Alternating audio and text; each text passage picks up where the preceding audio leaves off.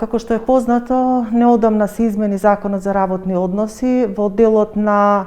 престанување на договорот за вработување,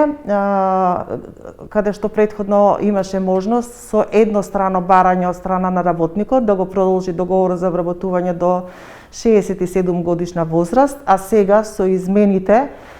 договорот за вработување престанува кога работникот ќе наполни 64 години возраст и 15 години пензиски стаж.